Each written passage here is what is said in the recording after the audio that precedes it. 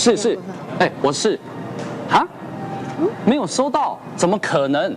我昨天晚上就没有啊，不会，好，那我想赶快去处理哈，好，拜拜。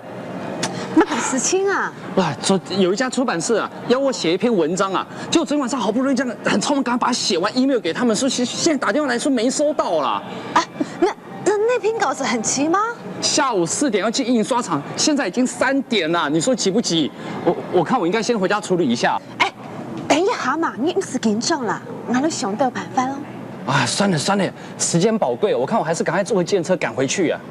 哎，有了，你有没有把磁片带在身上啊？磁片啊，带在身上干嘛？有没有？哎，有啊，怎么样？太棒了！我这附近有一家网咖，我可以带你去网咖，把这个档案 email 给杂志社，就不用再回家啦。真给你弄？哎，你很聪明哎。对耶，那这样我就不用赶回去了。哎，那我们赶快走吧。好，走。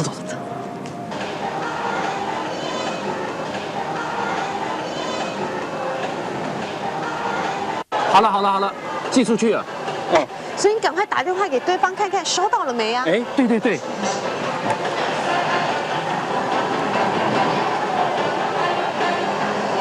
喂，俺还乔敏啊，哎，我刚 email 过去了，有没有收到？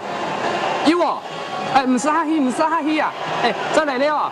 你看，不到5分钟时间，事情就解决了，是不是多亏了我啊？对，还真是多亏了你耶！哎，可是这也不能怪我啊，平常啊我都是上班忙嘛，都在家里面上网而已啊，对不对？我也不知道有网咖这种地方，这还是我第一次来呢。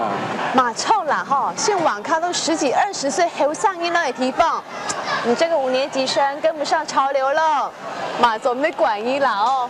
哎，马该，哎，我是太忙，我怎么会有时间来这种地方，对不对？不过还真是要多亏谢谢你啊，所以遇到问题啊，我们叫欧公哈嘎发，然后找一个聪明优强给哈嘎西亚妹啊来帮你出点子，一切啊都可以解决，万事就 OK 啦。莫改思亲，想办法，顺利，很聪明，不是客氣，